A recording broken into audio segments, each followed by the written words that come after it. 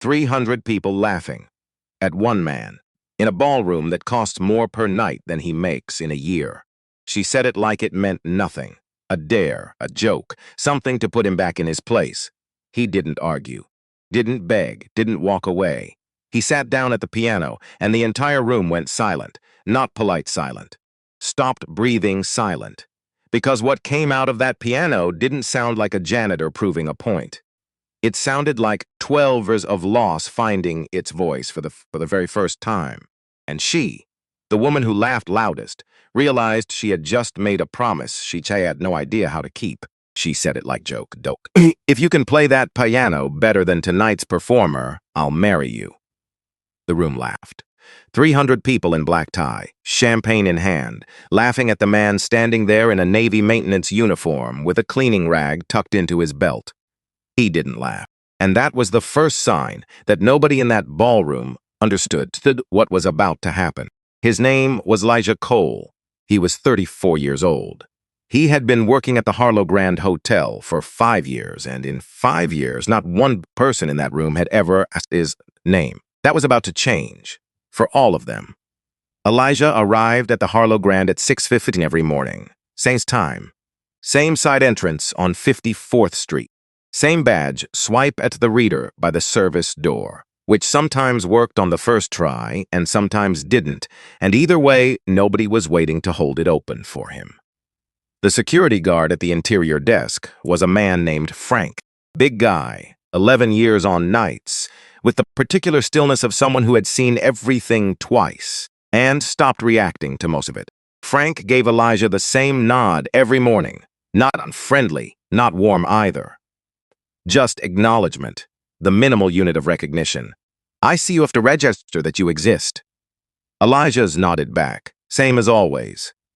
The locker room smelled like industrial cleaner and the ghost of someone's fast food from the night before. He changed into his uniform, navy shirt, black pants, and folded his gloves with 2 precise creases before tucking them into his breast pocket. Stood at his locker for a moment. Stiff before something long. Getting your bearings, remembering which direction you were heading. Then he went to get that cart. The Harlow Grand was not the kind of hotel that apologized for itself. 42 floors of glass and steel on the west side of Midtown, with a lobby that had ceilings high enough to lose your voice in and marble floors that cost more per square foot than most people's rent. Crystal chandeliers, real ones, not the kind that looked like crystal, caught the morning light and scattered it in every direction like something expensive breaking slowly over the course of a day. Beautiful. Genuinely beautiful. Elijah had thought so the first time he walked in, had stood in the service entrance and looked through the crack of the door into the lobby and felt something catch in his chest. Not envy exactly. Something older. Something that recognized beauty the way you recognize a song from a long time ago, not with your brain, with somewhere lower down. That feeling had lasted about 3 days. Then it became the place where he worked. Then it became Tuesday, then Wednesday. Then the marble stopped being beautiful and started being a surface that showed every scuff and watermark and footprint, which meant it was his problem.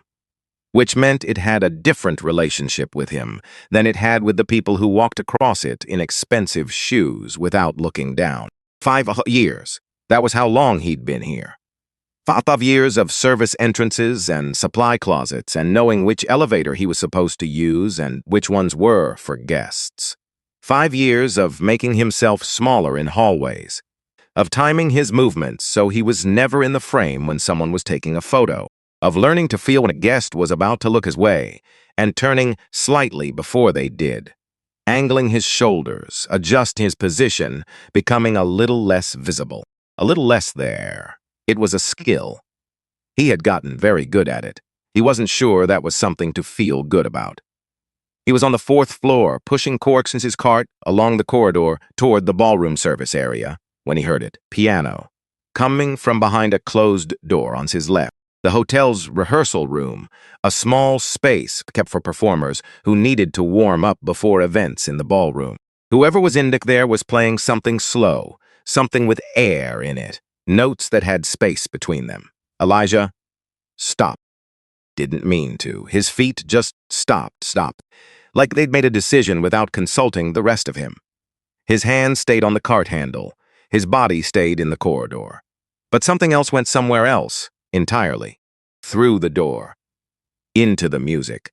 Back through 12 years to a place with better lighting and worse furniture, and the particular small rehearsal space that had been used to be serious people for a long time. His right hand moved, 2 fingers barely lifting from the cart handle, tapping a quiet rhythm against the metal, soft enough that nobody would have heard it, even if someone had been standing next to him, following the music without thinking about it. Just following. He caught himself after about 4 seconds, dropped his hand, looked down the empty corridor in both directions, nobody there. He pushed the cart forward and kept going. Ruth Hadley was waiting by the supply closet on the 3rd floor, same as every morning. She was 58 years old, with close-cropped silver hair and hands that had been working since before Elijah was born. 22 years at the Harlow Grand, longer than the current general manager. Longer than 2 ownership transitions. Long enough that she had seen everything at least twice and had opinions about most of it, that she shared selectively and only with people who had earned the right to hear them. She looked up when he came around the corner. Didn't smile. Ruth wasn't a big smiler in the professional sense. But her eyes did something, adjusted maybe. The way's eyes adjust when they land on something they're genuinely glad to see, before the face has time to decide whether to show it. She held out a paper bag. He took it, looked inside. Eggs and cheese sandwich, still warm, foil wrapped. "Ruth," he said, "don't thank me. Eat it before 9 or it gets sad." He tucked it into the side pocket of his car. "You really don't have to." "I know I don't have to." She turned back to her supply checklist. "That's the whole point, Elijah." That was Ruth. She didn't perform kindness, didn't announce it or wait for acknowledgement. She just did it and moved on, like it was a task on her list she was checking off and didn't need anyone to make a production of. He'd have known her for 5 years, and he still hadn't figured out exactly how to thank her for it in a way she'd accept. She was the only person in this building who called him by his name. Not Buddy, not Hey, not a vague tilted of the chin in his direction, his actual name, same way she'd used it the first week he started, without being asked. He hadn't told her what that meant. She probably knew anyway. "Big night," she said, still looking at her clipboard. "Gala, 3rd one this season. They've been setting up since yesterday's afternoon." She made a small sound that wasn't quite a laugh. "The flowers alone cost more than my car. Not that sense much. My car is being built by prayer and a mechanic who is very committed to optimism." He almost smiled. "Almost. You're on ballroom tonight? Service corridor and main floor support until 10. Then I clear the back hallway for the caterers." She looked up, direct. Ruth's direct looks always meant something. She didn't waste them. "Stay out of the photo line," she said. Her voice went flat when she said it, not angry, just flat. The tone of something said often enough to have lost its outrage, but not its truth. Always do. She held his gaze for another second. "Go eat breakfast," she said. He went. He found a spot near the service stairwell on the 2nd floor.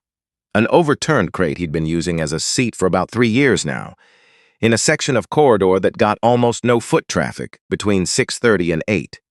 He sat down, unwrapped the sandwich, and let himself go somewhere else for a few minutes. Not far, just 12 years back, to a night that had changed the direction of everything, and that he'd spent a long time not thinking about, and that he still couldn't always stop himself from thinking about. He'd been 22. The suit was borrowed. His roommate's, Darnell, who was broader through the shoulders, which meant the jacket sat wrong, but the pants were fine if you didn't look too closely. He'd had it pressed at the laundromat on Amsterdam Avenue. $3. He remembered deciding the shoulders didn't matter. What mattered was what was going to happen when he sat down. City Hall concert. Small venue, by some standards, but the right small venue. The kind of place where music critics came because they wanted to, not because they were assigned to. Where faculty showed up and industry people who had learned to trust the room's taste. where if something real happened, it got noticed. He'd been building toward that night for 8 years. 8 years of practicing until the skin at his fingertips was so calloused he could press them against a hot stovetop and barely feel it. 8 years of choosing music over almost everything else, over social things, over sleep sometimes, over the part of his 20s that other people seem to be spending on different things entirely. 8 years of working 2 jobs to keep his scholarship and calling his mother twice a week, and hating himself the 2 times he'd had to ask her for $50 because she did not have $50. 8 years. And he was 22 and standing in the wings of City Hall concert, and he was ready. He was genuinely, completely, not performing it for himself, ready. He knew what he was about to go out there and do, and he knew it was going to be the best thing he'd done in his life so far, and he knew that the people in that room were going to knew it too. Then his phone rang. He should have had it off. He knew that. Standard protocol, basic professionalism. Something Mr. Desmond had told him about performing, "Leave the world outside the door, boy. It'll be there when you get back." But he'd left us because his mother had been having headaches that week. Bad ones. The kind that made her go very still with her eyes closed and not answer when he asked if she was okay. The kind he'd been watching for 2 years now with a low-level fear that lived just below his regular thoughts. He looked at the screen. Neighbor. The woman who lived 2 floors below his mother in the Bronx. A woman named Mrs. Pesas who brought food sometimes and knocked on the door to check. He picked up. She fell, baby. He walked out of the venue. Side door, no ceremony. He didn't tell anyone he was going. Didn't explain. Didn't ask anyone to hold his spot or pass along a message or do anything that would have required stopping for 10 seconds. He just walked out into the cold and started moving toward the subway, half running by the time he reached the stairs. The review ran 4 days later in the New York Arts Review. He saw it weeks afterward. Someone had emailed it to him. He never found out who. One paragraph near the end after the other performers. One name had appeared on stage, and his absence was the evening's most unexplained gap. Elijah Cole is a talent worth watching when he decides to show up. When he decides to show up. He had folded that email and put it somewhere. He didn't have to look at it. The conservatory revoked his scholarship 3 weeks later. Missing a designated performance without prior notice was grounds for revocation, per the terms he'd agreed to when he accepted the funding. The administrator who told him had a kind face and said she was sorry. He believed she was sorry. He also knew sorry didn't change the document she was sliding across the desk. He sold the piano 6 weeks after that. A Yamaha upright he'd owned since he was 15, bought second-hand from a church in Harlem that was updating its equipment. He'd carried it up 3 flights of stairs with Darnell and 2 guys from the building. $300 cash from a family in Riverdale whose daughter was starting lessons. He used the money for the first month of parking fees at the hospital. After that, other jobs. Night shifts at a building in the Midtown, then day shifts elsewhere. Then both simultaneously for about 8 months, which blurred into a period he didn't remember very precisely, except that he had been very tired, and his mother had sometimes looked at him with an expression he didn't want to see. Not sad, grateful, which was worse, somehow, than sad. But Dorothy had lived for 11 more years. 11 years of medications that needed managing and appointments that needed attending, and good weeks where she was almost fully herself and bad weeks where she wasn't. And through all of it, a stubbornness that her doctors described professionally as remarkable resilience, and that Elijah just called Mom, because it was the most accurate word he had. She had learned to walk with a cane, had lost some words early on and recovered most of them over time, though a few never fully came back. She'd developed strong opinions about television programs and kept them. She made cornbread on Sundays when she felt well enough, and it was always either perfect or slightly burnt, and either way she maintained it was correct. She had never, not once, in 11 years, told him he had made the wrong choice by walking out of that venue. He'd never asked her directly. Some conversations were too important to have out loud. But he knew she knew. She knew most things about him without being told. It was a particular skill of hers that he'd spent 34 years being both grateful for and slightly unnerved by. She had passed in February, quietly, early morning before the light changed, in a hospital room where the heat was as hobs turned up too high. He'd been holding her hand. On the small keyboard he'd set up in the corner of her room.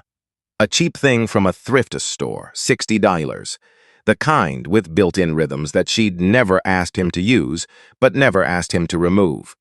The power light had still been on when he walked out. Still on, like it was waiting for something. He'd turned it off, hadn't turned it on again. The sandwich was gone. He didn't remember eating it. He stood up, folded the foil into a small square and put it in his pocket, picked up his cart. Tonight was the gala for the Hartwell Arts Foundation. Annual event. The kind of night the hotel did several times a year. Black tie, champagne, speeches about generosity. A program that ran on a tight schedule because the people involved didn't like surprises. He would stay in the service corridor. Stay out of the photo line. Do the work he came to do. And whatever was playing behind that door on the 4th floor, he would keep not listening.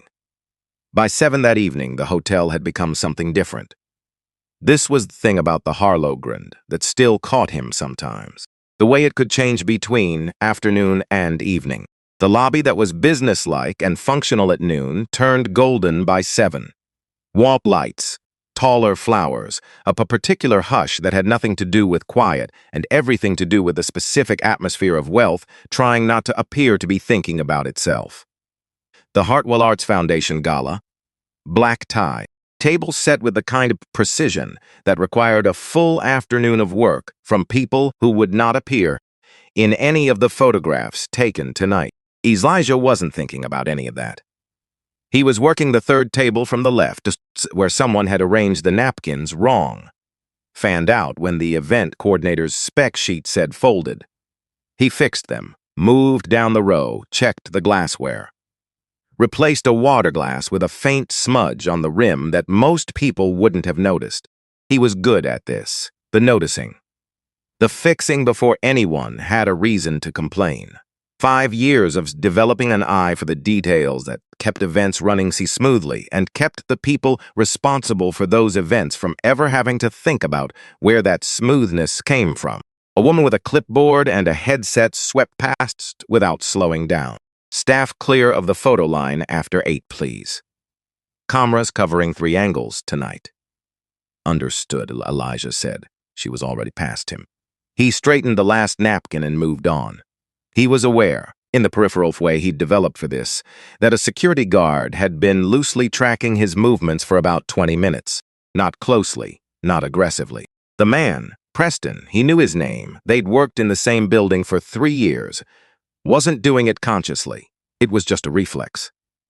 The particular vigilance that certain people in certain rooms triggered without anyone deciding they should. No one had told Preston to do it. No order had been given. It just happened. The way a lot of things in rooms like this just happened. Through the accumulated weight of assumptions that nobody examined because they'd always be there. Elijah was used to it. He moved at an even pace, kept to the edges, made his staff badge visible when Preston got closer, not because he was required to, but because it was its own language. I belong here. I have a reason. You can relax. He stopped at the far end of the room, near the stage, and there it was, the Steinway. He'd seen it brought in yesterday afternoon, watched from the service corridor while 2 men in white gloves maneuvered it through the ballroom doors on a wheeled platform. Model D Concert Grand. The full-size version, 9 feet long, with a lid propped at full stick. The kind of instrument that took the factory nearly a year to build, and that responded the lightest touch like a living thing. He stood at the edge of the stage and looked at it. His chest did something. He turned away before it could go any further. Checked the ashtrays on the nearest table. Found one that needed replacing. Replaced it. Kept moving. At 8:45, Serena Voss arrived. He was aware of it before he saw it. The room recalibrated, not dramatically, not all at once, but in the particular way rooms recalibrate when someone so sucks in who has never once in their life entered a space and wondered whether they were supposed to be there. Conversations didn't stop. They shifted. Attention redistributed itself. He saw her from across the room. Red dress. Silk. It moved the way silk moved, with that particular liquid quality that made you understand why the material had been considered valuable for a few thousand years. Diamonds at her throat and one wrist catching the chandelier light and returning it, hair pinned. Posture that said she had been taught what good posture looked like at an age when most children were still figuring out how chairs worked. Serena Voss, 42, CEO of the Voss Hospitality Group, which owned the Harlow Grand and 5 other properties. The kind of person who appeared in profiles with words like visionary and relentless in the subheadings, words that were accurate without being complete. Her brother Daniel walked beside her, 48, heavier through the shoulders with an ease that came from having been certain of his own importance for a long time. He was speaking into her ear, and whatever he was saying was making a small vertical line appear between Serena's brows. The only visible sign sat some behind the composure was under pressure. Elijah went back to his work. He was near the end of the 3rd row of tables, checking ashtrays, noting which needed replacing when the glass fell. Not his fault. Not anyone's fault in a meaningful sense. A server moving quickly around the end of a table, a sleeve that caught the edge of a champagne flute. The flute going sideways and off the edge. It landed on the carpet without breaking. Good, thick crystal. Built for events like this, but rolled back under the tablecloth and came to rest against the base of the table leg. Elijah crouched down and reached for it. Straightened up with the glass in his hand. At exactly the moment that Serena Voss turned away from the camera. She turned into him, her champagne glass tipped. Not all of it, maybe a third, maybe less. But enough, a streak of gold across the red silk, spreading fast, catching every light in the room.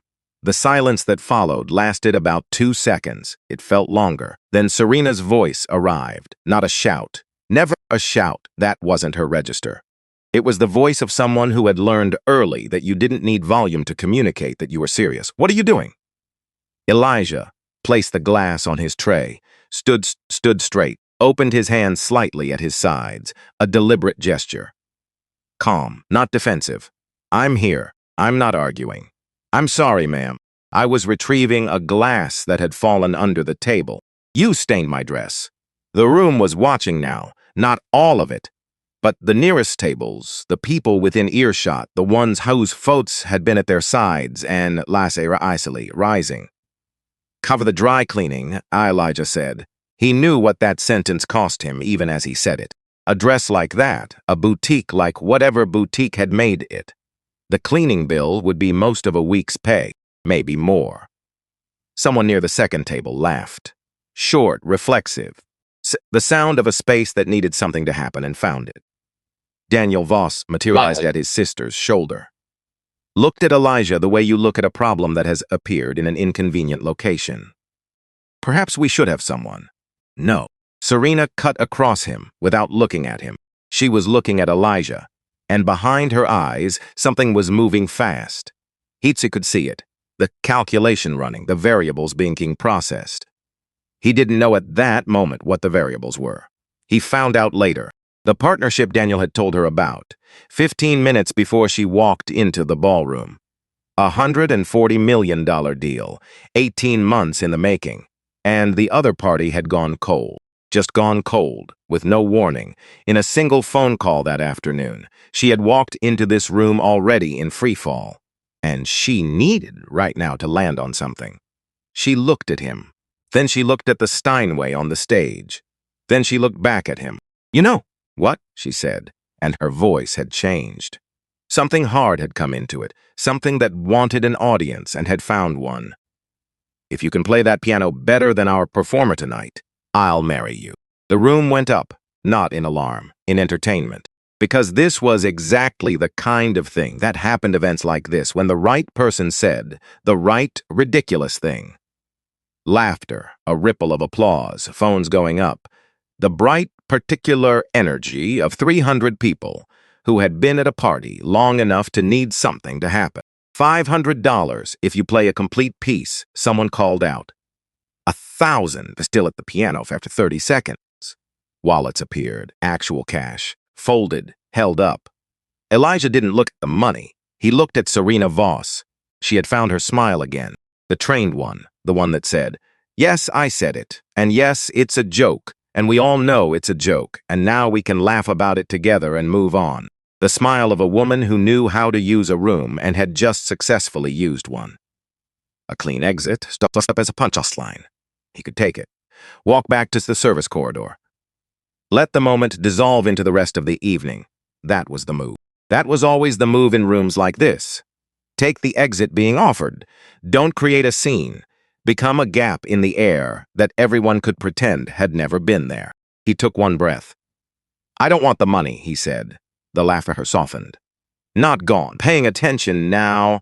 I want you to keep your word." His voice was steady, not raised. Just present, right here, in front of everyone in this room. A beat of silence. The kind of silence that meant the joke had become something else. Serena's smile held, but the edges of it tightened by a fraction. Daniel said something low and fast at her shoulder. She didn't look at him. "You want to take the bet," she said. "I want you to mean it when you say you'll keep your word," Elijah said. "That's all." More phones were up now. The camera operator, who had been covering the event from the corner of the room, had turned from the general crowd toward this specific exchange. "Fine." She gestured toward the stage, the same easy authority she applied to everything. "The piano is right there." He started walking. The room parted, not politely, not the way it parted for guests, but with the particular quality of 300 people stepping to watch something they hadn't planned on watching. People shifting from social configurations to spectator configuration, unconsciously, all at once. He reached the stairs at the side of the stage. Two men in dark suits stepped in front of him. Security. Both broad, both wearing the professional, neutral expression of people whose job was to prevent problems before they became problems. The taller one said, with practiced courtesy, "Sir, this area is reserved for performers and authorized guests." Elijah stopped. He didn't argue, didn't raise his voice. He turned slowly, just turned it to his right. 10 feet away, at the edge of the stage, a couple in evening wear were taking a selfie with the Steinway in the background, laughing, leaning against the stage riser, no one approaching them, no one moving in their direction at all. The two guards looked where he was looking. The taller one's jaw shifted. They didn't move. A voice came from somewhere in the crowd, unhurried, not loud. The particular voice of someone who didn't need volume because rooms had learned over a long time that when this person spoke, it was well stopping to hear. Let him through. Owen Greer, 52 years old. Silver-haired, half-moon glasses, the build of a man who had been sitting in concert halls for 3 decades and had the posture to prove it. Chief music critic of the New York Arts Review for 18 years. The last time he'd written enthusiastically about a performer, that performer had been fielding recording inquiries within a month. He stepped forward from where he'd been standing, not aggressively, just into the conversation. "I'm here to hear the music tonight," he said. "Let him through." The two guards looked at each other, then at Preston, who had appeared at the edge of the group, and responded with the smallest of shrugs, the shrug of a man who no longer knew what the protocol was for this specific situation. The taller guard stepped aside, half a step, just enough. Elijah walked through. At the foot of the stage, he stopped, turned, found Serena in the crowd. She was standing very still. The smile was still there, but it had changed quality, less certain now, something else running beneath it. "One thing," he said, loud enough to carry. "Before I sit down." The Ruhaven waited. "Say it clearly. I will keep my word." Silence. Owen Greer stood with his hands clasped, patient as a man who had waited out many silences and whose this one was worth waiting for. Daniel Voss leaned toward his sister's ear. She didn't turn to hear him. Serena looked at Elijah. He looked back at her. And for the first time that evening, for the first time in 5 years, if he was being honest with himself, someone in his room was actually looking at him. Not through him, not past his shoulder, not at the problem he represented or the uniform he was wearing. At him. She lifted her chin. "I will keep my word," she said. Clear, no qualifier. No smile softening the edges of it. He turned toward the stage, removed his gloves, 2 folds, placed them on the nearest table, straightened the front of his shirt. Did the small, old rituals of some preparing to do something that mattered, and doing them because they mattered, not because anyone was watching. At the back of the room, Ruth Hadley had stopped moving. She stood very still, hands folded in front of her, watching Elijah walk up those stairs. She'd worked beside this man for 5 years, had him some sandwich smashes and called him by his name, and watched him make himself smaller every single day, in ways so practiced they'd become invisible even to him.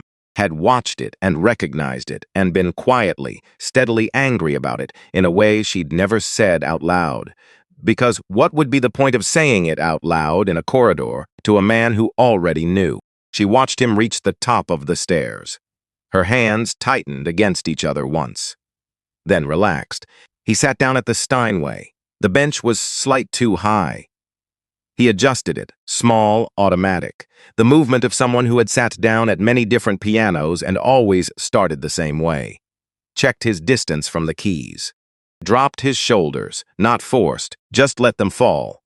Loosened his wrists. Spread his fingers once over the keys without pressing, just touching, just feeling the width and the weight and the particular resistance of an instrument built to last a lifetime.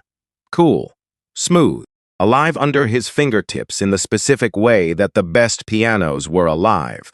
Responsive before you even played them, like they were already listening. 12 years since he touched something this good. He closed his eyes for 3 seconds, his mother's hands, the way she'd sat next to him on the bench when he was 9, teaching him his first chord. She wasn't trained. She could play 8 or 9 hymns, had learned them by from church. And that was the whole of her formal relationship with the instrument. But her hands had been patient, and what she'd said to him early, before he had any idea what it meant. Play it like you mean it, baby. Not like you're showing somebody something. Like you mean it. He opened his eyes. The room was watching. 300 people, the particular weight of collective anticipation, which was really just hope dressed up as expectation. Hope that something was going to happen. It didn't matter yet what kind of thing, something, anything. Disruption to the shape of the evening. He placed his hands on the keys, pressing as just there, just present. And then he played the first note, one note, single, clean. Not loud, the opposite of loud but cop. A note placed so precisely in the silence that the last thin threads of laughter, still floating at the edges of the room, simply came apart and drifted down, like curtains closing. He rushed. He never rushed. He let the silence between the notes do what silence was supposed to do, hold the space, give the next note somewhere real to arrive. His left hand found the foundation, soft, steady.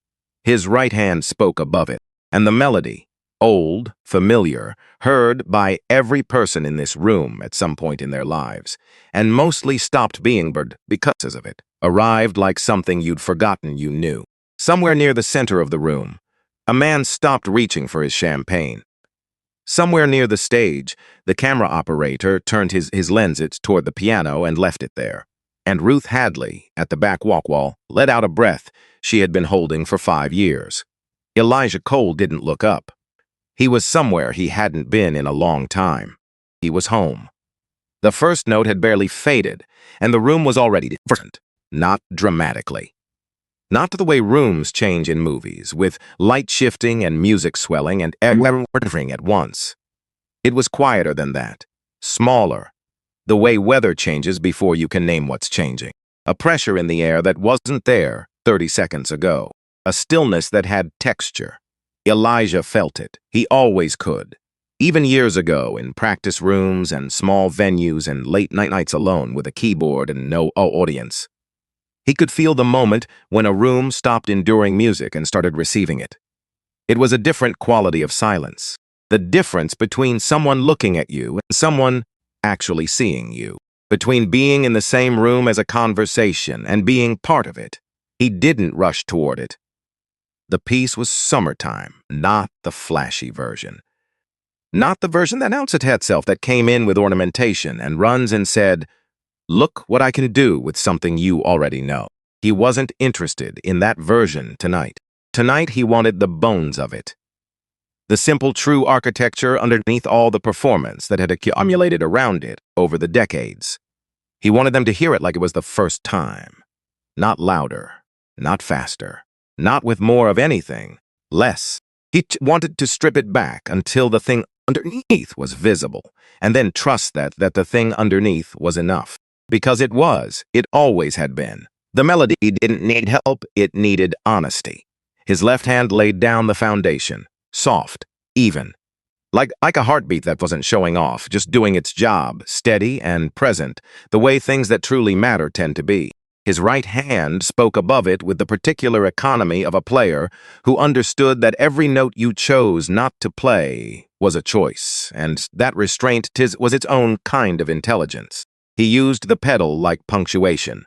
Pressed, released, let the sound breathe, and then let it go. Not clinging, not using sustain as a cushion for uncertainty. He wanted the edges clean. He wanted the spaces between the notes to be as present as the notes themselves.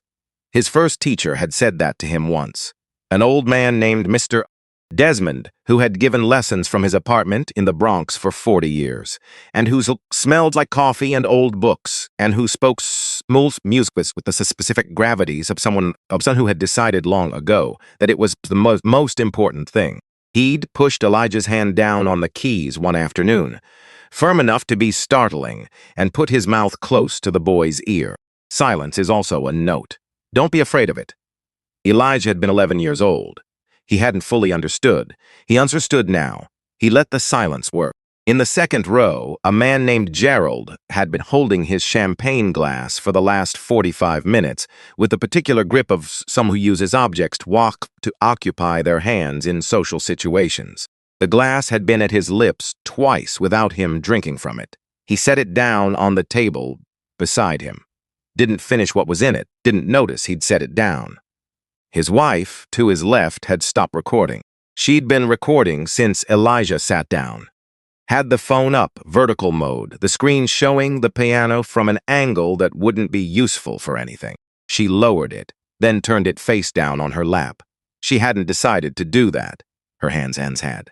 3 tables back, a woman who spent her weekday afternoons teaching piano to other people's children sat very straight in her chair and tilted her head. Her eyes narrowed slightly, not in judgment, in recognition. The involuntary response of someone whose ear had been trained to notice specific things and had just noticed one. Touch, she thought. The word surfaced before anything else. That's a real touch. It was not a compliment she handed out without thinking. Touch was the thing that separated players who had mastered the instrument from players who had become the instrument. Technique could be taught. Repertoire could be memorized. Timing could be developed, mostly with enough years. But touch, that quality in a player's hand that made the notes feel like they were arriving instead of being placed, that either existed or it didn't. You couldn't build it from scratch. You could only refine it if it was already there. It was there. Owen Greer had not uncrossed his arms. This was deliberate, a professional habit built over 18 years of sitting in the dark, listening to people play and protecting himself from deciding to sue quickly. The arms crossed was his physical version of, not yet. Keep listening. You've been wrong before when you moved too fast. But his hands had loosened around his own forearms. He noticed that. He was listening to the pedaling. Specifically the releases, the moments when Elijah lifted his foot and let the sound thin out to its natural edge before the next phrase arrived. Most players held the pedal too long. It was a comfort mechanism. It softened the transitions. It made the playing sound more continuous, more polished, in a way that was actually a kind of hiding. The pedal could cover a multitude of small uncertainties. Elijah wasn't covering anything. He was listening to the phrase endings. The way Elijah wasn't fighting the melody or trying to prove something with it. He was living inside it, following it somewhere true, the way you follow a path you know well enough to trust even in low light. Then the blue notes came. two of them in the bridge, bent just slightly, held just long enough. The kind of choice that looked effortless from the outside and was not effortless at all. Too much pressure, and it became indulgent, self-conscious. The player showing you he knows how to do it. Too little, and the phrase lost the thing that made it matter. Elijah got it exactly right. Owen's arms came uncrossed. He put his hands in his lap and leaned forward by 2 inches without deciding to. Serena had not moved from where she was standing. She'd been aware of her PR director appearing at her shoulder and retreating, of saying something into her ear that she'd registered without processing, of the room's attention concentrating on the stage in a way that was becoming difficult to redirect. The metrics she always ran, reach, sentiment, narrative control, how to spin whatever was happening into the story she wanted, were present but distant, like a radio playing in another room. Because there was this other thing, this sound. She was not a music person, or not anymore if she'd ever been. There had been a piano in the house where she grew up, an upright dark wood, slight sentimental in the high register. She'd taken lessons for 3 years. What she remembered about those years was mostly the instruction, the constant correction, the sense of always being just slightly wrong about something and never being able to get fully ahead of the wrongness. She'd quit at 11 and found other things to be good at. Plenty of other things, things that had compound interest, that built on themselves that she could measure. But now something was happening that she didn't have the right instruments for. It wasn't that the playing was beautiful, though it was. It was that it was precise in a way she hadn't expected. Not technically precise. She didn't have the vocabulary for that. But true. Precise the way a very honest statement is precise. The way certain sentences arrive and hit you somewhere specific and you can't explain afterward exactly how they did it. She looked down at her hands, the champagne stain on the dress. She'd been furious about that 10 minutes ago. Now the fury seemed distant, like something that had happened to someone slightly to the left of where she was currently standing. As memory surfaced without being invited, herself, age 10, sitting at the upright at home, an elderly neighbor who'd offered to give lessons, pressing her hand down on the keys and saying something she hadn't understood at the time. Listen, you have to listen to what happens after you play the note, not before, after. She hadn't understood then. She was beginning to now. In the bridge, Elijah turned the harmony sideways. Not dark, just deeper, like stepping from a bright room into one where the light was different. The same space, different quality of air. The shift was subtle enough that most people in the room wouldn't have been able to name it.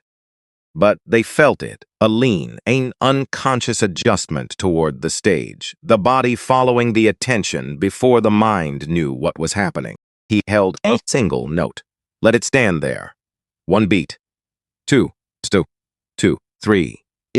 The beats me Allens, with one phrase that 3 beats silence slowly into the air above 300 people who had come here tonight to be seen and to give money publicly, and to maintain their positions in a very specific social geometry. Something loosened. Not in everyone, not all the way, but in enough people, enough of the way that the room's collective posture changed. Shoulders dropped a fraction. The held-in gala, the performance of ease that was itself a kind of effort, softened. They were only listening, for just that moment. Only that he brought the melody home. No ceremony, no announcement. Just a return. The way you return to a place you know well without fanfare, because you belong there.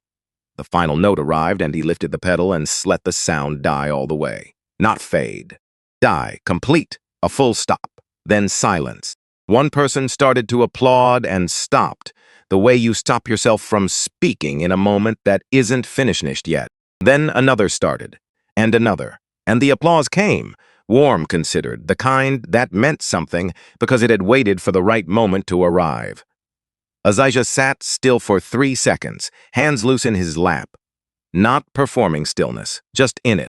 The particular quiet of someone who has said something true and is letting it be true without immediately reaching for the next thing. Then he rolled his wrists, reset his position, and moved into something different entirely. The second piece was not summertime. It had no warmth in it, no nostalgia, no invitation to feel something comfortable or familiar. It was a sonata, one of the difficult ones, the kind that existed to demonstrate that the person playing it had actually earned their place at an instrument of this quality, the kind that had no mercy for players who hadn't done the work. The opening was crisp, almost cold. Both hands moving immediately, the left building a rhythmic structure that was precise and relentless, the right drawing the melody above it in a line so clean it was almost severe. No pedal in the opening section. None at all. He wanted the structure visible. He wanted the architecture of it to show. Gerald reached for his champagne and then didn't pick it up. The woman who taught piano sat straighter. Owen Greer went completely still. He was listening to the voicing, the way Elijah was managing the balance between the two hands, the left never overwhelming the right. The right never zings the thread above the left's insistence. It was a thing that looked simple from the outside and was one of the hardest things to do consistently, especially at tempo, especially in the development section where the started spooling in multiple directions at once. Elijah was doing it consistently. Owen's expression shifted. Not much. A fraction. The particular fractional shift of a man whose professional expectations have just been exceeded in a direction he hadn't predicted. In the development section, Elijah took the main theme apart, fragmented it, rotated the pieces, reassembled them in a different order, so the melody was simultaneously familiar and strange, recognizable but seen from an angle that made it new. The dynamics built not through emotion, but through structure, through the pure architecture of the music demanding a certain intensity at a certain point, and Elijah following that demand precisely, without adding anything personal to it, without making it about himself. That was the thing. That was what Owen had been waiting to confirm. The playing was disciplined in the specific way that only came from a player who had completely internalized the music. Not memorized it, internalized it, made it part of how he thought. So that the decisions weren't decisions anymore. They were just what happened. The natural consequence of understanding. Owen exhaled softly, said one word, low, not intending it for anyone else. For 2 votes. The woman 2 seats to his left heard it anyway. She turned to look at him. He didn't turn back. He was still listening. At the edge of the ballroom, 2 servers had stopped moving. Not because anyone's instructed them to. Because they'd been standing in a certain place when the music reached a certain point, and their bodies simply stopped in response. The way bodies do when something more important than the task at hand is happening. They stood with their trays, watching the man on the stage. One of them, a woman who had been working events like this for 2 or 4 years while finishing her degree, felt something she couldn't quite name. Something that had to do with the fact that 3 hours earlier, she'd watched this same man move through this same room, making himself invisible. Had watched the practiced, careful mechanics of his invisibility, and had noticed it and had not thought about it very much, because it was just how things worked. In rooms like this. For people like him, and now he was up there. Not invisible, the precise opposite of invisible. She swallowed, kept watching. The coda arrived. Elijah had been building toward it for 6 minutes. Building with the patience of someone else understood that endings only something when the journey to them had been honest. He let the arpeggios come and then pass. Let the dynamic approach the peak the music was pulling toward, and then pulled back, deliberately. Right at the edge of what the music could have been. He turned it down, returned the phrase to quiet, soft, deliberate, clean as a line drawn by someone who knew exactly where they wanted it. A cadence that said, I could have gone further. I chose not to. That choice is the whole point. The final chord landed. And before the sound had finished moving through the room, before the pedal had even been fully released, people were on their feet. Not the choreographed standing ovation of a gala, not the performance of appreciation. People simply got up because staying in their chairs didn't fit what had just happened. Chairs scraped. Glasses chimed against each other. Applause came full and immediate. the kind with no social obligation in it, the kind that didn't care about what it looked like. Owen Greer stood. He clapped in a measured, precise way, not enthusiastically, in the showy sense, but steadily, with the gravity of someone for whom applause was a professional act, and who was choosing to perform it right now with full intention. That meant something. To the people who knew who Owen Greer was, it meant a very specific thing. Serena felt the moment shifting under her feet, not physically, but in the way that certain moments shift, when the thing you were managing stops being manageable, when the story you were telling gets interrupted by a different story that has more energy than yours and isn't asking for permission. She moved toward the microphone. "Thank you," she began, her voice finding its trained smoothness. A truly more. One voice from somewhere near the back, then another, then five. Then the word becoming a sound the whole room was making, a sound with momentum and no interest in being redirected. She lowered the mic slightly. Her PR director appeared at her left, made a very small movement with her head. "Don't." Serena knew what it meant. She pressed her back teeth together and nodded once, and did not say the next thing she'd been about to say. She looked at Elijah, who had turned on the bench to face the room.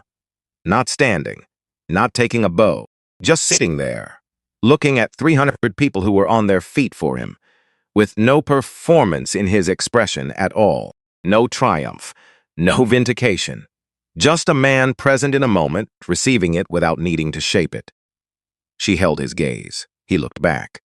For the second time tonight, she had the unsettling experience of being looked at rather than processed. He was deciding nothing about her, assessing nothing, just looking at her with the calm directness of someone who had already said everything he needed to say and was waiting to see what she was going to do with it. She looked away first. He played the third piece. This one was for him. Not for the room, not for Owen Greer, or the phones, or the cameras, or any of the various audiences that had accumulated in this ballroom over the course of the evening. This one was for the part of himself that had been locked away in a supply closet for 12 years and had still, somehow, survived the conditions. It was a technical piece. The kind that lived at the outer boundary of what human hands could reliably do at a keyboard.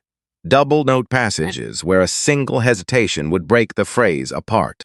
Octave leaps across the full register of the instrument, the left and right hands crossing and uncrossing in patterns that required a physical precision that looked, to people watching, almost impossible. And that was, in fact, very difficult. And that Elijah performed without making it look like anything in particular except music. The left hand drove an ostinato, steady, unrelenting, a rhythmic foundation that didn't apologize for itself. The right had moved above it with an articulation so clean that each note was separately visible, separately intentional, a sequence of choices rather than a blur of technical activity. In the section, the theme moved into the left hand. A trill. Left-hand trill, which most players avoided because most players weren't built for it or hadn't been made to build it through the specific grueling practice that developing it required. The right hand walked the upper register above it with the patience of someone who had nowhere else to be and nothing to prove. The pedal appeared rarely. He wasn't hiding. Gerald had both palms flat on the table now. He hadn't even noticed doing it. He was using the table the way you use something solid when the ground has done something unexpected. Somewhere in the last 5 minutes, the normal operational mode of his brain, which was primarily occupied with his portfolio and occasionally with what he was going to eat after this event, had gone quiet in a way it rarely did. Something else had taken its place. He couldn't name it precisely. He was not a man who named things like that. But if someone had pressed him, right at that moment, he might have said it felt like being in the presence of something larger than what he'd prepared for. And Rezine saw he'd come here intending to make fun of it. He thought about the money he'd offered. He felt, in a way he didn't examine too closely, ashamed. Ruth Hadley was gripping the edge of the table behind her, not visibly. Her hands weren't shaking. Her face wasn't showing anything that the room around her could read. but her fingers were wrapped tight around the table edge, and she was watching Elijah with an expression that would have taken knowing her well to understand. 22 years at the Harlow Grand. 22 years of watching people move through rooms like this one, watching who got stepped aside for, watching whose name got used and whose didn't, watching the daily, quiet, ordinary infrastructure of who mattered in a space east and who was heir. She had watched it and understood it, and had been angry about it in a low, steady way for 2 decades. The kind of anger that doesn't explode because exploding is a luxury that people in her position rarely had. The kind that you metabolize over years into something that just became part of how you move through the world. She had watched Elijah for 5 years, had seen the calibrations, the smallerness, the precise architecture of a man who had learned to take up exactly as little space as the room wanted him to take, and had got so good at it that most days he probably didn't notice doing it anymore. She had seen it and recognized it from the inside, and had been quietly furious about it in his direction and in the direction of every person in this building who had allowed it to become normal. And now he was up there, playing the way she had always somehow known, out evidence, without him ever telling her, purely from the quality of attention he gave to sounds, to instruments, to the pauses in conversations that most people didn't notice that he could play. She was not going to cry. She was not going to cry in the Harlow Grand Ballroom in front of 300 people. Her fingers tightened on the table edge. The third piece reached its final movement. Elijah pushed a tremolo passage toward the peak the music wanted, and then at the last moment declined to cross it. A choice so deliberate it had its own presence. The presence of something withheld, which sometimes had more power than something given. He pulled the da-da-mek back. A descent down the keyboard. A return to the opening phrase, like quieter, settled. The music arriving at its own resolution, not in all drama, but through logic. He lifted his hands. The silence that followed lasted longer than the silences after the first 2 pieces. Because the room needed a moment. It needed to figure out what had just happened to it. Then the applause arrived. Unanimous this time. No hesitation. No waiting to see what a person beside you was doing. People were on their feet before they decided to stand. The way you rise when something has happened that rising is the only appropriate response to. Even Preston at the back wall was clapping, off the beat and self-conscious about it, but clapping with both hands and not stopping. Owen Greer stood in the second row and clapped with the measured, deliberate precision of a sim performing an official act. 4 beats per phrase, steady. Then he turned, slightly, just to angle his voice toward the camera equipment in the corner of the room. He didn't perform for it, just made sure what he said next would be on record. Professional level. A pause. I'll put my name to that in print. 11.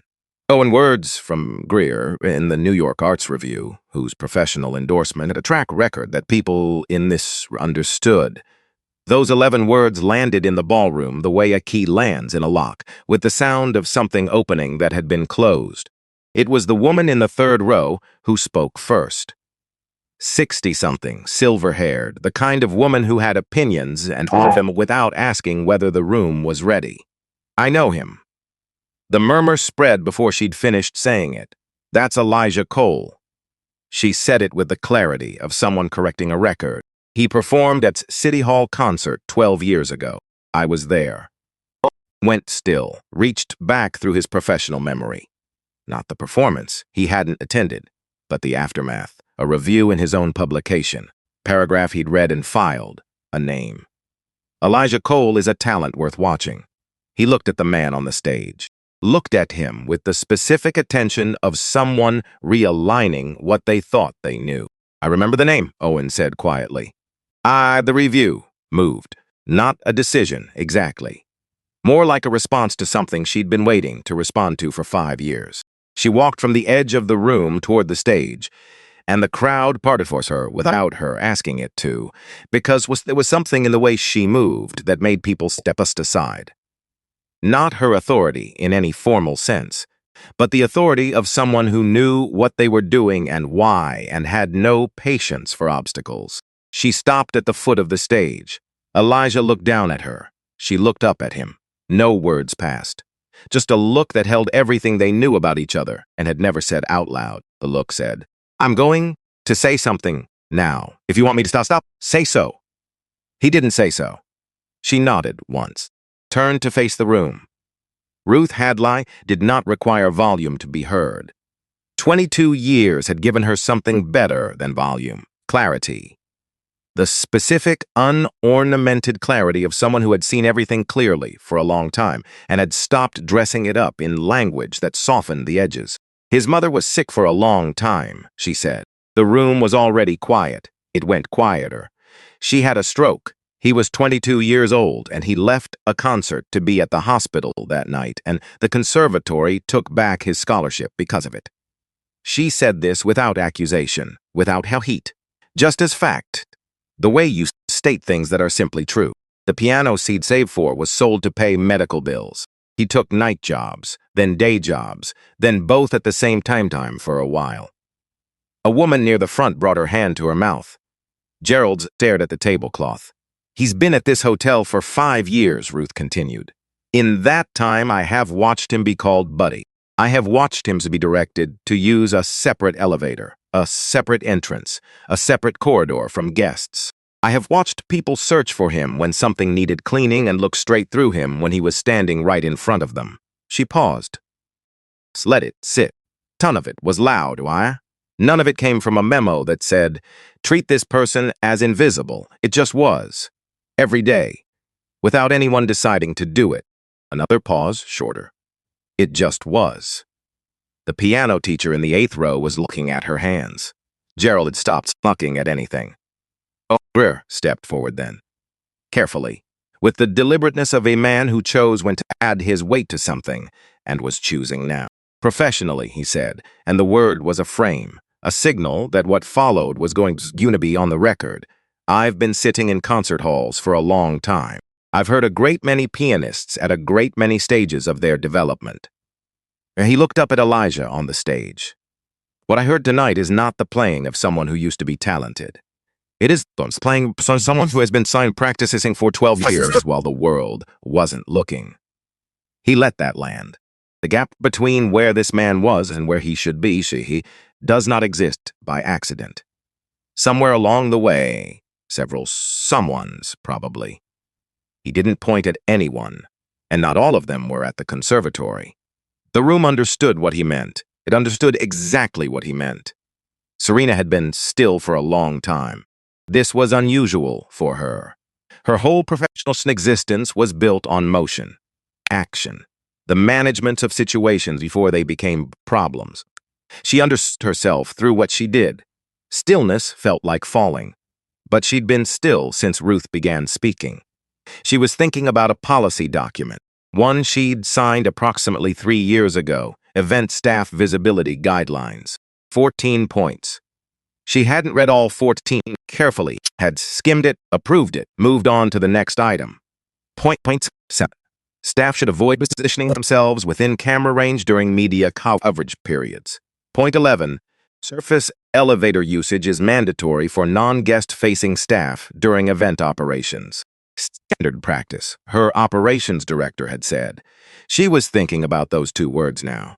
Standard practice, which meant this is what we've always done, which meant no decided those was wrong because no decided anything. It simply continued, the way things continue when no one stops them. She thought about all the things that continued because no one stopped them. She thought about Daniel at her shoulder earlier this evening. Pay him, make this disappear. And her response, which had been, "Let me think," and what that meant. That faced with this, her first instinct had not been, "What is the right thing?" Her first instinct had been, "What is the manageable thing?" She had spent 42 years not noticing those were different questions. Her phone buzzed against her palm. She looked at it. 14 messages in the last few minutes.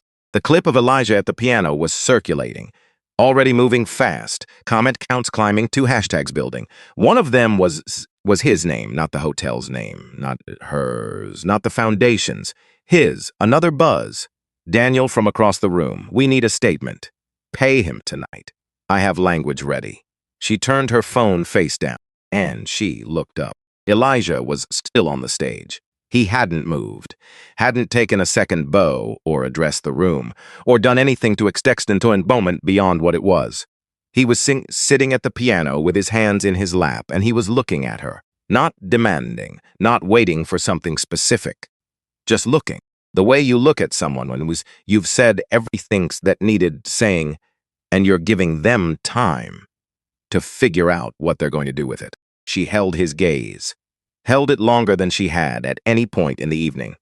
Then she leaned to her PR director and said quietly, "Get me a private room now." The corridor outside the operations manager's office on the second floor was the ordinary kind of corridor. No chandeliers, fluorescent lighting, the sound of the HVAC system doing its job, the faint, specific smell of cleaning products, and the effort it took to keep a building like this running. Elijah got there first.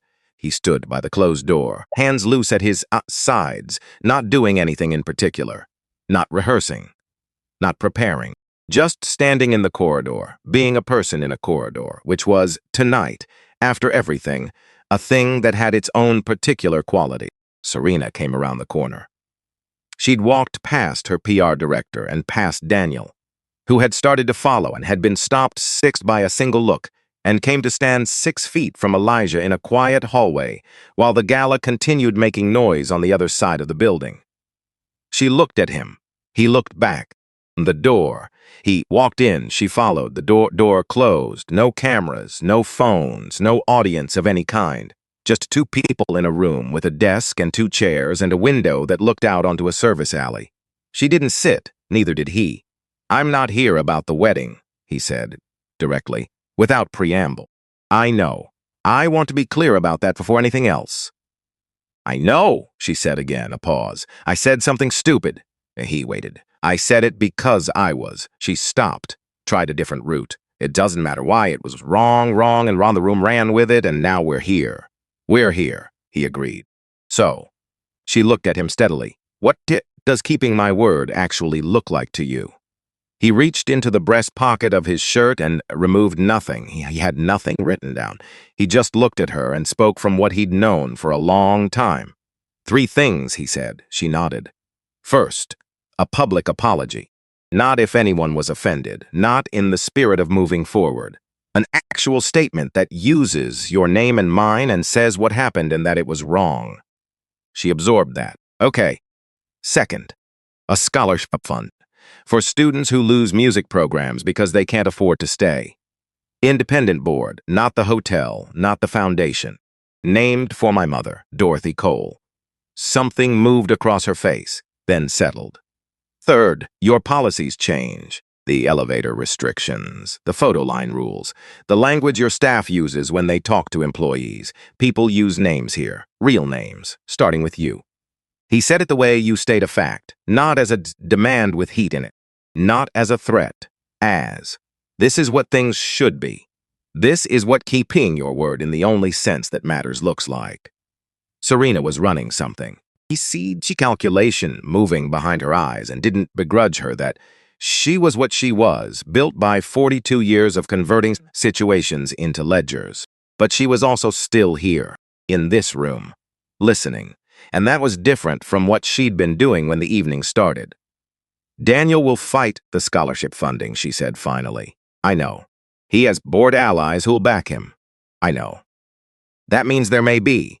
That's your problem to solve," he said, quiet. "No edge in it. I'm telling you what keeping your word looks like. How you do it is yours." A knock. Her PR director, opening the door by 3 inches. "They're asking for you." Serena didn't look at the door. She looked at Elijah. Then she held out her hand for the draft statement her director was holding. Took it, read it, found the 4th line. "If anyone felt offended by the events of this evening, we want to express." She crossed it out, put the pen to the margin, wrote the 2 words, handed it back. "What did you write?" he asked. She looked at him, and for the first time on the evening, the thing behind her eyes wasn't calculation. It was just a woman who had made a mistake and was deciding, maybe for the first time in a long time, to stop managing that fact and start owning it. "I was wrong," she said, the 2 words she'd written. The 2 words she'd now said twice. He nodded. She pushed the door open, walked back toward the light. He stood alone in the empty office for a moment. Through the wall, he could hear the ballroom. Applause still. Voices. His name. Somewhere in it. Elijah Cole. His name. In that room. Out loud. He stood there and let himself hear it. Then he picked up his gloves from where he'd set them on the desk, folded them. 2 creases. Same as always. Walked back in. She walked back into the ballroom like someone still in the middle of deciding. Every step another small choosing. Not the clean resolution of someone who had figured it out. The messier thing. Someone who had looked at what she'd done and decided to keep walking toward it anyway. The room noticed her immediately. But the attention had changed quality. Not deferential anymore. Watchful. The attention of people who had seen something unexpected and were waiting to find out what it meant. Her PR director appeared at her shoulder. "I have a revised draft. Legal signed off. I'm not using it." A compressed exhale.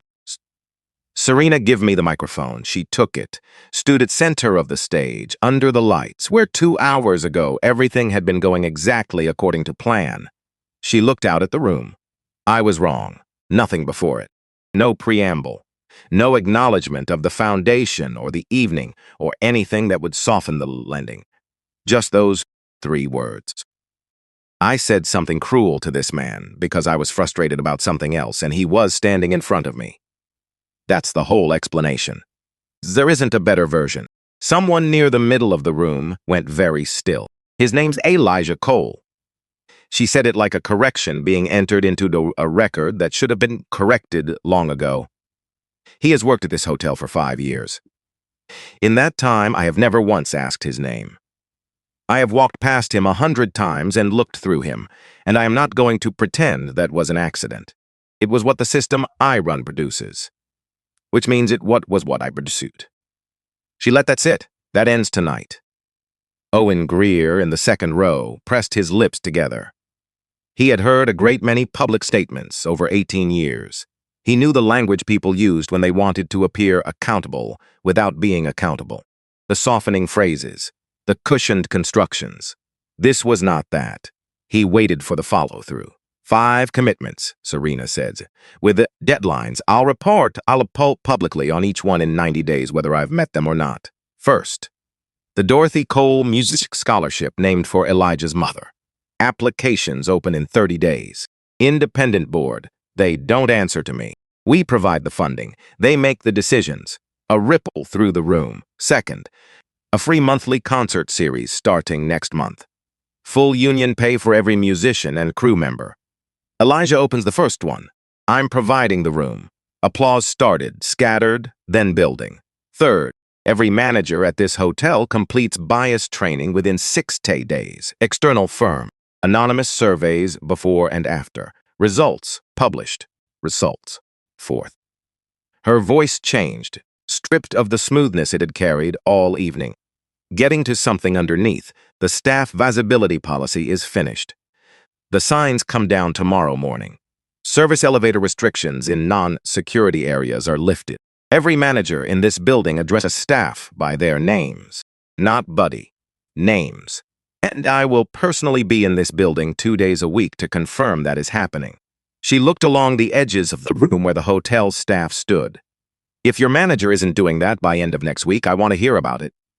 Direct channel to me, not HR, me. The young server at the back wall looked down at her name tag, looked back up. Fifth, minimum wage at this hotel moves to a genuine living wage by city standard, with a health benefit adjustment at Frechtschimp night employees at 90-day deadline, not contingent on quarterly performance. It's happening. The room went quiet. Then one pair of hands started, then more. Not an explosion, something steadier. The sound of people choosing to believe something might be real. Ruth, at the back wall, was still. Her expression hadn't changed, because Ruth had been at this hotel for 22 years. had heard things that now did pardon and watched Monday arrive, and everything returned to what it had been. She was not celebrating. She was watching. But her hands had unclenched from the table edge. Elijah stood at the side of the stage. He'd come back into the room quietly while she was speaking. Listen to all 5 points of expression. When she finished, she looked at him. He gave her one nod. Not approval, just acknowledgement. The recognition of someone who has started a journey that is mostly still ahead of them. She handed him the microphone without hesitation. I didn't come up here to prove something, he said. I came because she made a promise in front of all of you. A promise only holds if someone remembers it was made. He looked at the room. You remembered it. That's why any of this worked. He handed the microphone back. Owens stood and spoke clearly enough for the recording equipment in the corner to catch it. I'll be writing about tonight, and I'll return in 90 days to write about what was kept and what wasn't. He looked at Serena when he's the second part. Good, she said. Daniel called the emergency board meeting at 8:45 the next morning. Serena had known he would. She arrived at 9 exactly. He didn't waste time. You committed $4 million without board approval. That's a charter violation. I know, she said. He'd expected an argument. The absence of one showed briefly on his face. The scholarship and concert series come out of the company budget, he said. The board has authority over. They're moving to a private charitable trust I'm establishing this week, she said, funded personally. The board has no jurisdiction over my private finances. Silence. The wage increase and policy changes are operational decisions within my CEO discretionary authority. I'm inside the margin. She looked around the table. The training program is HR policy, so my authority. A pause. So what specifically are we here to vote on? He had three Al's eyes at that table. She watched 2 of them shift when the legal position became clear. The third stared at that table and said nothing. You made a public commitment under duress, Daniel said. His voice had changed. Less certain now. That's not governance. She looked at her brother. 48 years she'd known him. The same house, the same parent. She understood him in the specific, complicated way. You understood someone who'd been shaped by the same forces and become a different person from them anyway. You're right, she said. It's not how we have governed, and that's worth examining. Because the way we have governed produced a building where a man worked 5 years and nobody who ran this place ever learned his name. She kept her voice even. No heat, just the sentence, standing on its own. That's what we've been protecting, Daniel. I'm not sure it deserves protection anymore. The third ally put down his pen. Nobody called a vote. She walked out at 9:58. Elijah was in the lobby. They didn't call the vote, but she said, and the fund. Trust! Cleaner this way. The board can't touch it. Good. A silence with no discomfort in it. I'm taking the service elevators. Ruth is on 7. I want to tell her about the wage change before the announcement goes out. That's a good idea. I don't know how to do this, she said, without the smoothness she usually applied to uncertainty. Just the plain sentence. I know how to run a board meeting. I don't know how to walk into a room where someone has every reason not to trust me and make that different. You just held the line in a room full of people trying to move you, he said. Show up to the listening sessions the same way. You don't have to arrive right now, you just have to arrive.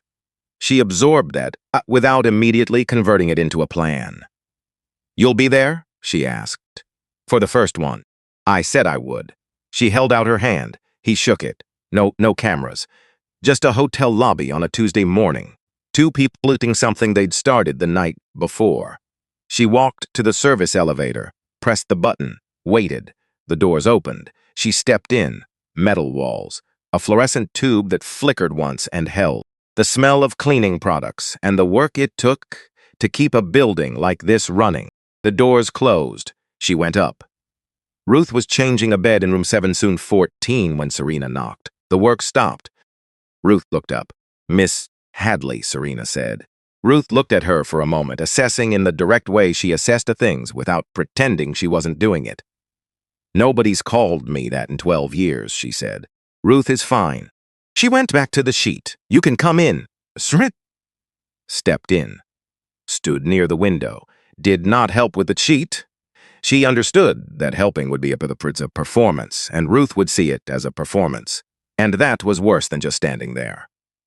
I wanted to tell you about the wage change before the announcement goes. She's out, she said. New rate in 30 days. Retroactive calculation for last quarter if accounting can finalize the numbers. Night shift health benefit in the same package. Ruth finished the corner, turned to face her fully. Why are you telling me first? Because you said what needed saying last night. In front of everyone. You didn't have to do that. No, Ruth said. I didn't. Why did you? Ruth set down now the pillowcase she was holding, looked at Saritsa with the specific quality of attention she gave to things she was deciding how much of herself to put into. Because he needed some decision, she said. And I was there. A pause. That's usually how it works. Serena nodded. Thank you, she said, for saying it. Don't thank me. Ruth picked up the pillowcase. Keep the commitments. I will. I know you mean that right now. Not unkind, just honest. The tone of someone who had learned to distinguish between what people meant in important moments and what they did when the moment had passed. Come back and tell me in 6 months. I will. Ruth nodded once. Got back to work. 3 weeks later, on a Thursday morning, the signs came down. Serena was not there. She'd thought about being there, standing in the corridor, watching the plaques come off the wall. Then she'd understood what that would be. Another performance. The CEO watching the removal of things she should never have put up. Her operations director in her doorway at 11:15. Done. All 12. Thank you. A pause. What do the walls look like where the brackets were? Screw holes. Leave them, she said. Don't patch them. He looked at her for a moment. Nodded. Left. She turned back to her desk. Opened the agenda for Monday's listening session. 9 a.m. the B1 conference room in the basement, near the break rooms, near the service entrance, near where the real work of the building had always happened. 11 people came. Ruth sat directly across from Serena, folded her hands, said nothing. Serena had moved her chair from the head of the table to the end nearest the door. Not a dramatic gesture, just a choice about what the room said before anyone spoke. She opened her notebook. One question to start, she said. What's some psychogwan here, that nobody has ever asked you about? Silence, then Terrence. Maintenance 14 years. Said the parking. She wrote it down. The conversation began. 49 days after the gala, Owen's piece ran in the New Yorker Arts Review. He'd spent parts of 3 days at the hotel, quietly. Had attended one listening session. Had spoken with Ruth for 40 minutes over bad coffee. Had found 261 scholarship applications in the portal's first 3 weeks. The last paragraph. What happened at the Harlem Grand on a November evening was not a resolution. The signs came down. The scholarship exists. The listening sessions are on the calendar. Whether these things hold is the real story, and that story is still being written. But the night it started, the night Elijah Cole sat down at a concert grand and stopped being a gap in the air, that night changed what the room knew about itself. Rooms that know something find it harder to unknow it. Elijah read it standing in the Brooklyn rehearsal studio he'd been renting most afternoons, put his phone in his pocket, sat down at the piano, and played. The concert was on a Saturday. A community arts center, 15-year-old upright, slightly out of tune in the high register. 214 people in a room that expected 120. Serena sat in the 5th row, no assistant, no car service. She'd asked specifically not to be announced. Ruth was in the 2nd row, coat still on, arrived before anyone. Elijah walked out without introduction, sat down, looked at the room, then spoke quietly, just his regular voice. My mother used to say music was just talking in a language without words. He looked at the keys. The last piece tonight, I wrote it 11 years ago. Never played it for anyone. It was for her. She classed away in February. A pause. The room counts. She told me that. Even when the piano is out of tune, he turned to the keys and played. An hour and 45 minutes. The first piece he'd ever memorized at 9 years old. Something new, written in the Brooklyn studio these past weeks. A hymn his mother taught him, now his own. Halfway through, a child in the third row whispered loudly, "Is that hard?" Elijah stopped, looked at her. "Yeah, that part is hard." He played the difficult passage again, waltz slower, so she could hear what made it difficult. Then kept going. The last piece arrived without announcement. 4 notes. Up a step, down a half step, home. A motion that went out and came back. Like breathing, like the way people leave and return until that pattern becomes the whole of a life. He'd written it with one condition. It had to be something she could hear. Not easy, true. Something a woman who'd learned piano from church and raised a son on 2 incomes could sit beside and understand immediately, in the place where music reaches before words do. He believed he'd gotten it right. He'd never been able to confirm it. The room went somewhere during that piece. Not silent there was music, but somewhere else. Somewhere that wasn't the folding chairs or the coffee smell or any of the ordinary details of where they were. Just the music and the listening. Ruth had stopped watching the door. Serena had her hands in her lap and was looking at something that wasn't in the room. Owen, at the back, had taken his glasses, was holding them loosely. Looking at the floor, Elijah Hugger brought the melody home. 4 notes, quieter now. Not weaker, settled. Arriving not through drama, but through the simple fact of having sang somewhere true to return to. He lifted the pedal, let the last note stand, released it. The room breathed. One breath together without coordination. Silence. The kind the music had made and left behind. He sat for a moment, then stood. The applause was warm and unhurried. Some people stood. Some didn't. Nobody was calibrating against anyone else. The grandmother in the third row had both hands raised. The grandchildren beside her were clapping with the specific enthusiasm of children doing something correctly and knowing it. Ruth, second row, hands raised, clapping steadily. For Ruth, who did nothing for effect, this was everything. After Serena found him near the piano. "Thank you for letting me be here," she said. "You didn't need permission." "I know. I wanted to say it anyway." A silence that had no discomfort in it. "How was the elevator?" "Slow. Always has been. The light flickers." "I know." She looked at him. "The last piece, the one you wrote." "Yes, she would have loved it." He was quiet for a moment. "Yeah," he said. "I think she would have." He stayed to help with the chairs. Ruth found him near the last row. They worked side by side without talking. The comfortable quiet of people who knew when words were necessary and when they weren't. "You sounded good," she said, "out of tune piano." "You sounded good anyway." He set the last chair against the wall. "Your mother would have been very proud," Ruth said. He didn't answer right away. "Yeah," he said finally. "I think she would have." Ruth picked up her coat, put it on, stopped at the door. He looked up. She said it the way she said things that mattered, without ceremony. Just the sentence, doing its work. That's what the number's for. She pushed through the door. He stood alone in the empty room, walked to the piano, put his hand on the top. Worn wood, warm from the lights. Stood there the way you stand at the end of something real, not prolonging it, hang it. Then lifted his hand, got his coat, walked out. Brooklyn on a Saturday night in late autumn. Cold off the water. Streetlights, a bus. Music from a lit window somewhere above. Not piano, just someone's ordinary evening. He looked up at the building. Through the glass he could see the room going dark, lights going off one at a time. The piano was the last thing visible before the final light went out. Old. Slightly out of tune. Worth every note. He turned his collar up, started walking. His name was Elijah Cole. He was 34 years old. He was not invisible, and he had somewhere to be.